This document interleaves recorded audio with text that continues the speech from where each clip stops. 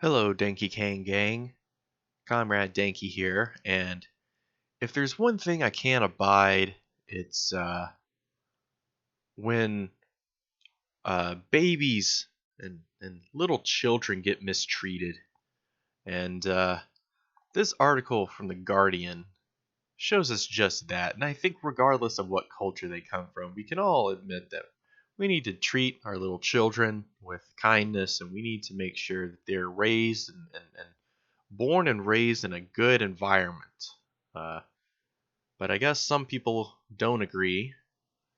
Um, so, in part one of our sort of look into the plight of the Palestinians, we talked about the right of return and why Palestinian refugees are sort of being denied the right to go back home.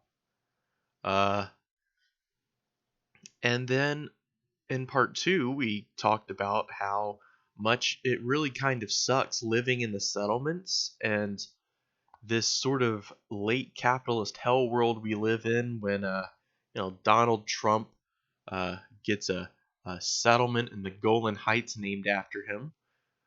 Pretty sick stuff.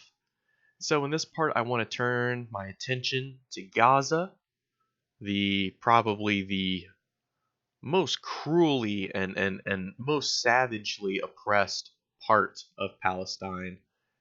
The situation in Gaza is absolutely untenable. It's completely it's unsustainable, folks. These guys are essentially besieged. So this is the neonatal ICU in Makassar Hospital in East Jerusalem. This was an article on 20th of June 2019, so 2 days ago, by Oliver Holmes in Jerusalem and Hazim Balushka in Gaza. It says, at first glance, nothing appeared to be out of place at the children's ICU. 9 beds were filled with tiny newborn babies, all with tubes attached to their wiry bodies. Monitors emitted sounds of steady electronic blips. Nurses walked from bedside to bedside. A tired-looking pediatrician filled out paperwork. Yet something was missing. There were no parents. Some had been sent home to rest or might be anxiously drinking coffee in the cafeteria downstairs, but for 2 babies at this Palestinian hospital in Jerusalem, their mothers were trapped an hour and a half behind an Israeli enforced blockade in Gaza. Both infants would later die, one without seeing her mother again. Critically ill Palestinian infants taken from impoverished and war-battered Gaza to the better-equipped Makassar hospital are suffering and dying alone. This is Hiba Swalem, Swalem 24, carrying her 5-month old baby in Beit Lahia. Photograph with some Nazar the Guardian. Poor lady. Poor baby. I feel so sorry for these people. Israel allows temporary exit from Gaza for medical reasons in some cases, but not all. Oh, well, how merciful of you, Israel, for letting them seek medical attention. You're so merciful. At the same time, it prevents or seriously delays many parents of patients from leaving, and others never apply in the first place, fearing that extensive security checks for adults will hold up their child's exit permit and lose vital time. So yeah, all this red tape they make you go through. Meanwhile, their kid's having like a medical emergency. They can't get it checked out. That's horrible. Since the beginning of last year, 56 babies from Gaza were separated from their mothers and fathers, 6 of whom perished without a parent present, according to the hospital. Just one case, a 24-year-old mother from Gaza was permitted to travel to Jerusalem to give birth to gravely ill triplets 2 months early. Two weighed less than a bag of sugar. Damn. Uh, but Heba Swalem's permit expired, and she had to return to Gaza. She was not there when her child died at 9 days old, or 2 weeks later when her second baby also died. She was informed by phone. Wow, that's sad. Jesus, It's just it's horrible, guys. The conditions in Gaza killed this little baby. You think if this little baby had access to all the benefits of modern medicine, you think she would have suffered the same fate? I doubt it. This little smiling baby has been her little brief life has been snuffed out by this absolutely barbarous treatment of the Palestinian people by the Israelis. And so I want us all to look at this baby. I want us to look at this little baby's cute little face and just imagine the cruelty of a system which would condemn little babies like this to dying a needless death, ladies and gentlemen. The surviving child, Shahad. Okay, so this is the surviving child, but her siblings died. It's horrible, folks. Spent the first months of her life cared for by nurses, and Heba could only see her daughter in video calls. What kind of monsters keep a mother from seeing her newborn baby flesh to flesh in person? You think she was a terrorist or something? You couldn't fucking just give her a permit, a maternity leave permit or something? You assholes. While the baby was ready for discharge since February, no family member was able to pick her up. After being approached for comment, Israeli authorities allowed Swalim to exit Gaza. She was permitted to travel to Jerusalem the same day Israel responded to the Guardian's request for a comment. Oh, okay, so it's only until like they get the international community in an uproar, folks like me talking about it, until they take action. It's fucking stupid. You think this happened in a vacuum, folks? This shit probably happens every single day in Gaza.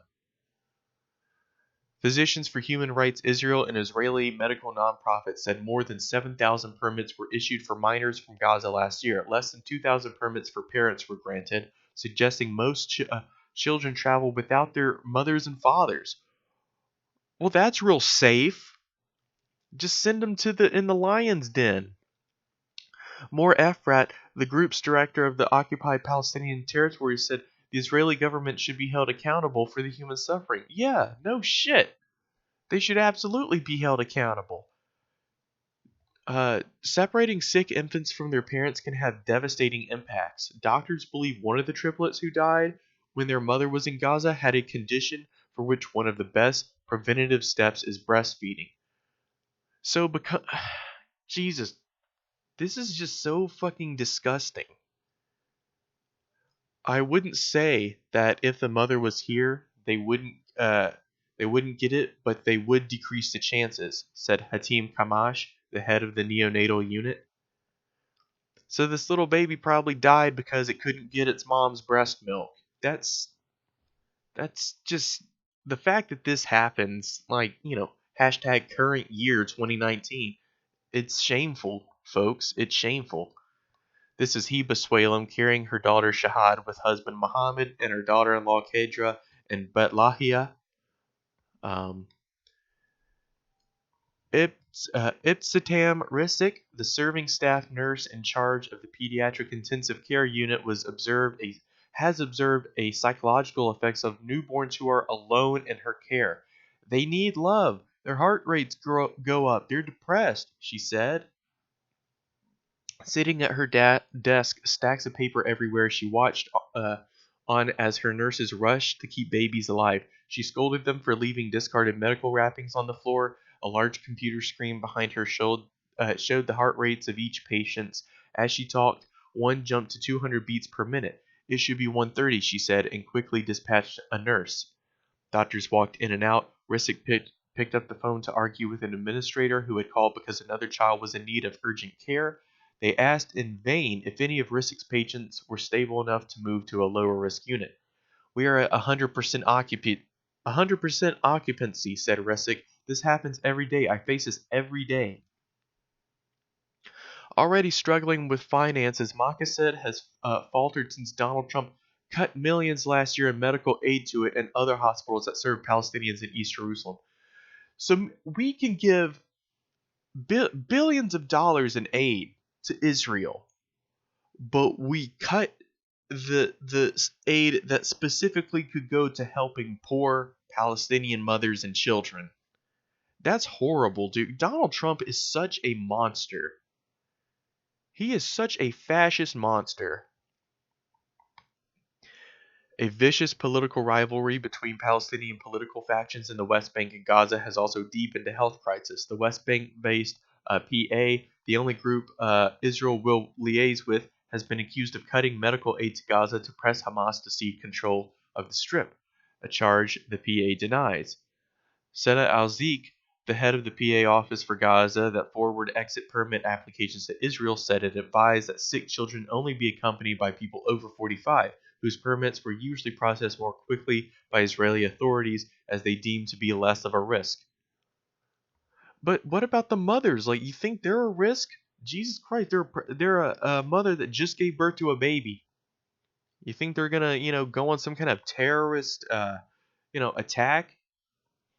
The result is that rather than parents who are usually younger, Makassar is full of grandparents. The hospital has to cover their accommodation and food and has to set up trailers for them to sleep in. But in some cases, they too have to return to Gaza and their babies are left completely alone. At the pediatric ICU, Risick picked up a large green book filled with her scribbled records of admittances. Many of them were premature babies. One newborn, Rima Abu Aita, came with her grandmother from Gaza to the emergency spinal cord surgery. She was delayed as she had an infection, said Risick, looking down at her baby, her eyes closed and chest pumping. Abu Aita's father, an ambulance driver, managed to get a permit to visit his daughter, but oh man, but the baby died before returning to Gaza. That sucks.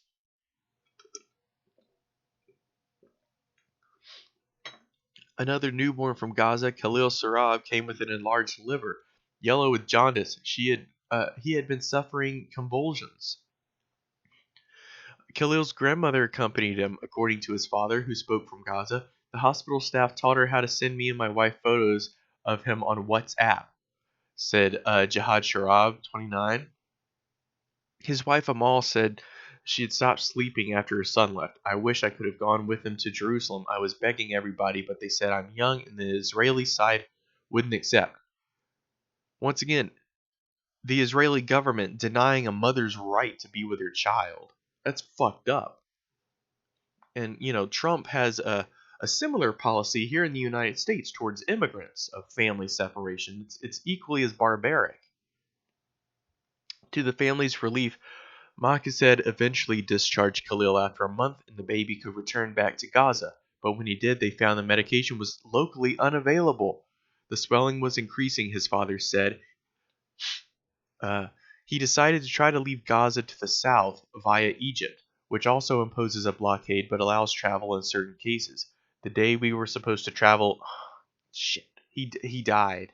He died, ladies and gents. Thanks, Israel. All these children's bodies should be laid at the feet of the Israeli government, and they should be held accountable by the international law and the international community at large. But of course, that's not going to happen because the U.S. supports Israel. The U.S. is the big boy, so nobody wants to step to. It's sad.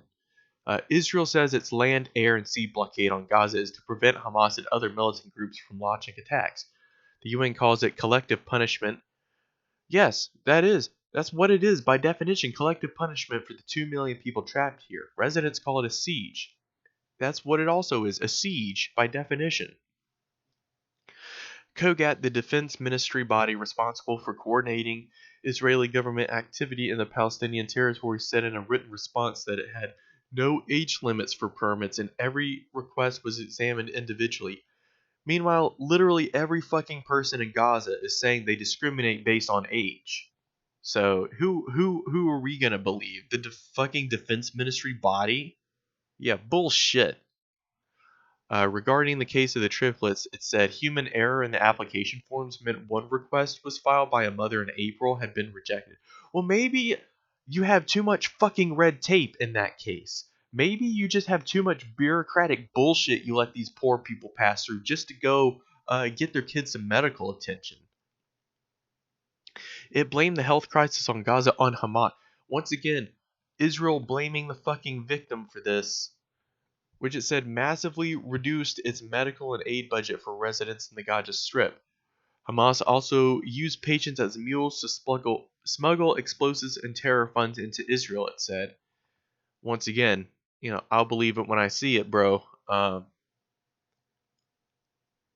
Kogat is active in the assurance of tens of thousands of permits for patients, as well as the issuance of permits for Palestinian physicians who receive training in hospitals in Israel, it added. While it's harder for people in Gaza to exit, Makazid also serves West Bank, and Palestinian parents there also find it difficult, sometimes impossible, to get in a hospital. Israel claims sovereignty over all of Jerusalem, and it's isolated even its majority Arab neighborhoods from the rest of the Palestinian territories. Some patients, many older children with cancer, and families who live just minutes away but cannot visit. That's so stupid.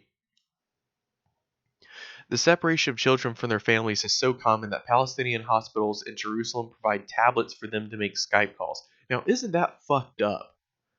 Isn't that just the most fucked up thing about this whole thing? Like, they're giving them tablets here. Oh, yeah, here, you can Skype your kid, but you can't go see him. You can't hold your new baby, but here, I'll hold the phone up to you so you can see him through Skype. I'm sure the internet connections in Gaza are just great. I'm sure they have just fiber optic internet all the fuck over the place. I'm sure that the image is not grainy and crappy and the feed just constantly goes down. The UK-based health charity Medical Aid for Palestinians has been giving British MPs tours of Makasset Hospital to show them the results of separating children from their parents. One Labour MP who visited said she had been pressing the UK government to intervene. Rosa Allen Khan, who used to work as an emergency doctor, said, "No child anywhere in the world should be left alone in the time of their greatest need. The UK government must lean on Israeli authorities to overhaul this inhumane system." So there you have it, folks. The folks in Gaza are besieged and abused, and it's often the most vulnerable people who are paying the price. Sweet little babies who did absolutely nothing wrong.